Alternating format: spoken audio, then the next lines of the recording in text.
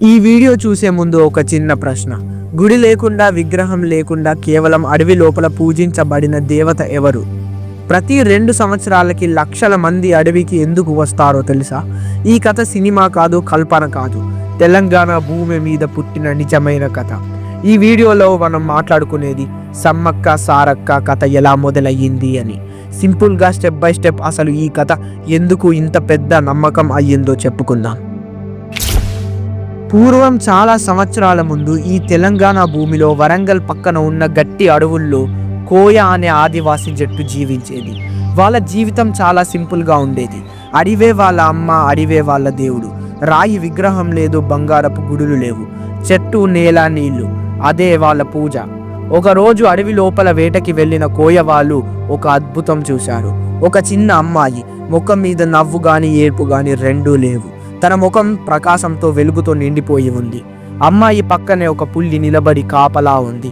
అమ్మాయి దగ్గర పులి నిలబడి ఉంది. వేటకు పులి అంటే భయం, కానీ ఈ పులి కాపల కాయడం లాగా ఉంది. కోయ పెద్దవాళ్ళు అందరూ కలిసి చెప్పారు, ఇది సాధారణ పిల్ల కాదు, అడవి పంపిన శక్తి అని. ఆ అమ్మాయిని తీసుకొని వచ్చి పేరు పెట్టారు సమ్మక్క అని. చిన్నప్పటి నుంచి సమ్మక్కకు వేరేలాగా ఉండేది. అడవితో మాట్లాడుతున్నట్టు, పక్షులు దగ్గరికి వస్తాయి, మృగాలు భయపడవు. ఆమె కోపం వస్తే అడవికి కోపం వచ్చినట్టు, ఆమె నవ్వితే అడవి సంతోషంగా ఉన్నట్టు భావించేవారు. సమయాన్ని అర్థం చేసుకునే బుద్ధి, మనుషుల బాధ అర్థం చేసుకునే హృదయం రెండు సమ్మక్కకి ఉన్నాయి. కాలక్రమంలో సమ్మక్క ఒక సాధారణ ఆదివాసిగా కాదు, ఒక అడవి నేతగా మారింది. ఆ సమయంలో పాగిద్దరాజు అనే ఒక ఆదివాసుడు నాయకుడు ఉన్నాడు.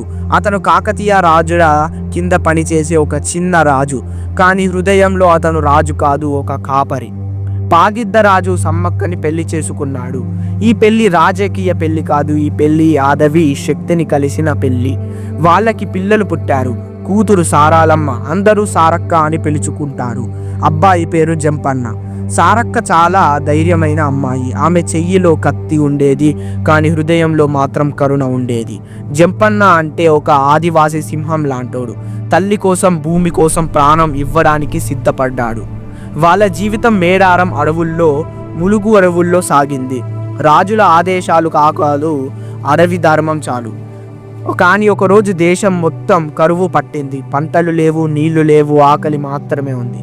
వరంగల్లో ఉన్న ప్రతాపరుద్ర రాజు సైన్యం కావాలి, రాజ్యం నిలబడాలి అని ఆలోచించాడు. కానీ ఆదివాసి బాధ చూడలేదు. పాగిద్దరాజు దగ్గరికి రాజుల సందేశం వచ్చింది. బంగారం ఇవ్వాలి, ధనం ఇవ్వాలి, మనుషులు ఇవ్వాలి అని.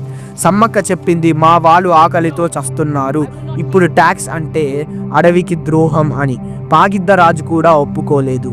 అదే యుద్ధానికి మూలం. రాజుల సైన్యం మేడారం వైపు వస్తుంటే అడవి గాలి కూడా కోపంతో వీసింది అని పెద్దవాళ్ళు చెప్పుకుంటారు. యుద్ధం కన్నబోయినపల్లి దగ్గర జరిగిపోయింది. మొదట పాగిద్దరాజు యుద్ధంలో వీరంగా చనిపోయాడు. తర్వాత జంపన్న రంగంలోకి దిగాడు. ఒకవైపు సైన్యం, ఒకవైపు ఆదివాసి కోపం. జంపన్న రక్తం నీళ్లులాగా కరిగి ఒక వాగులాగా తయారయ్యింది. ఈ రోజుకి అది జంపన్న వాగులాగా నిలిచిపోయింది. తర్వాత రంగంలోకి వచ్చింది సారక్క. ఆమెకి ఒక అమ్మాయి కాదు, అగ్ని జ్వాలలాగా విరుచుకుపడ్డది. చాలా మందిని చంపింది, కానీ ఆఖరికి ఆమె కూడా వీరంగా మరణం పొందింది. ఇప్పుడు మిగిలింది ఒక్కటే పేరు, సమ్మక్క.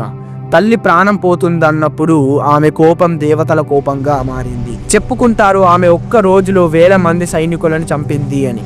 కానీ ఒక్క బాణం ఆమె శరీరాన్ని తాకింది. సమ్మక్క అర్థం చేసుకుంది, నా ప్రాణం ఇక పోతుంది అని. ఆమె చిలకల గుట్ట అడవుల్లోకి వెళ్ళిపోయింది. అక్కడ ఆమె కనిపించలేదు, కానీ మారిపోయింది, దేవత అయ్యింది. తర్వాత ఆదివాసి వాళ్ళు ఆమె కుంకుమ భరణిని కనిపెట్టారు. విగ్రహం లేదు, గుడి లేదు, కానీ దేవత ఉంది. అప్పటి నుంచి సమ్మక్క, సారాలమ్మ దేవతలు అయ్యారు. ప్రతి 2 సంవత్సరాలకి మేడారంలో సమ్మక్క సారక్క జాతర జరుగుతుంది. లక్షల మంది ఆదివాసులు, కోట్ల మంది భక్తులు, ఎవ్వరికి ధనం కోసం కాదు, ఆరోగ్యం కోసం, రక్షణ కోసం, న్యాయం కోసం వస్తారు, కోరుకుంటారు. ఈ కథ చెప్పేది ఒక్కటే, సమ్మక్క రాజు కాదు, దేవత కథ అని కాదు, అమ్మ అని. అడవిని కాపాడిన అమ్మ, ప్రజల కోసం ప్రాణం ఇచ్చిన అమ్మ. అందుకే ఈ రోజుకి కూడా అడవి గాలిలో ఒక పేరే వినిపిస్తుంది, ఆమె పేరే సమ్మక్క. మరి దీనిపై మీ ఒపీనియన్ ఏంటి కామెంట్లో చెప్పండి. ఇలాంటి మరిన్ని వీడియోస్ కావాలంటే వెంటనే మన ఛానల్ని సబ్స్క్రైబ్ చేసుకోండి. ఈ వీడియోకి ఒక లైక్ చేసి మీ ఫ్రెండ్స్ అండ్ ఫ్యామిలీకి షేర్ చేయండి. మరి నెక్స్ట్ వీడియోలో ఈ సమ్మక్క సారక్క జాతర ఎలా జరుగుతుంది, మనం పాటించవలసిన నియమాలు రిచువల్స్ ఏంటో మాట్లాడుకుందాం. హరే కృష్ణ.